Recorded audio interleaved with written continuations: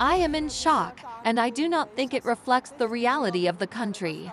The distribution of votes presented an unimaginable majority for Georgian Dream in the regions and an opposition majority in the big cities does not correspond to reality. I believe it should be investigated very seriously if the investigation is possible in this country. I think without help from the West, the future of this country is lost.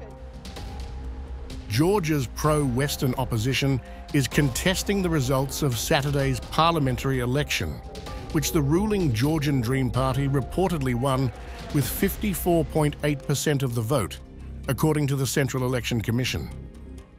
We are furious with what the Central Election Commission has dared to present. The results that were announced does not reflect the will of the Georgian people. These figures, obtained as a result of the elections held against the background of widespread intimidation, fraud, and bribery, contradict the historical and current choices of the Georgian people. The outcome, which places Georgia's future relationship with Europe at a crossroads, has fueled concerns that the nation could fall under increasing Russian influence, casting doubts on its trajectory toward EU membership. President Salome Zourabichvili rejected the election results, labeling the outcome a Russian special operation meant to destabilize Georgia's European ambitions. Flanked by opposition leaders, she called on citizens to rally in Tbilisi to challenge what she described as a total falsification of the election, warning that the country's pro-European stance is at stake.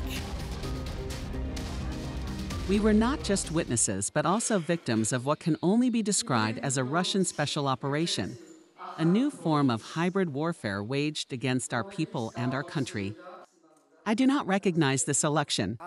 This election cannot be recognized because it is the recognition of Russia's intrusion here, Georgia's subordination to Russia. I did not come to this country for that.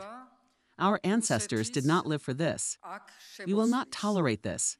Nobody can take away Georgia's European future. It was like a Russian special operation. It was Russian elections. We are not going to recognize these elections. I personally am not going to take the parliamentary seat because this parliament is not legitimate. The election saw unprecedented turnout, but local observers reported irregularities, including intimidation and vote buying, which they said marred the integrity of the vote. European observers echoed these concerns, noting incidents of violence and manipulation, including ballot stuffing and harassment of monitors at polling stations, undermining Georgia's democratic credentials.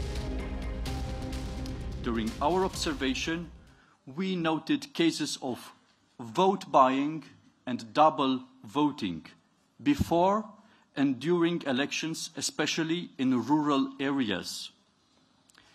We experienced two different worlds, one inside polling stations, where the voting process was in general well administered, and one outside the polling stations. Foreign policy dominated the election campaign, as Georgian Dream has faced criticism for implementing restrictive laws seen as emulating Russia's approach to freedom of expression.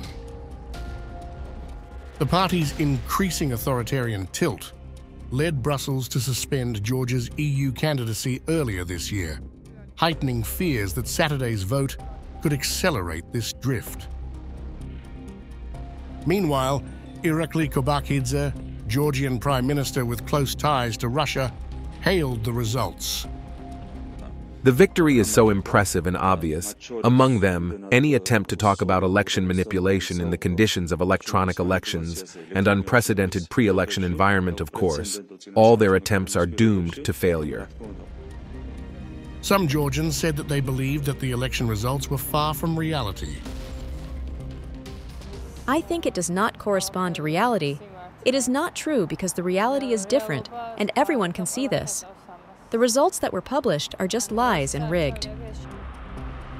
Despite the ruling party's claims of a decisive victory, opposition leaders argue the election results betray the aspirations of a nation where around 80% of the population supports EU membership.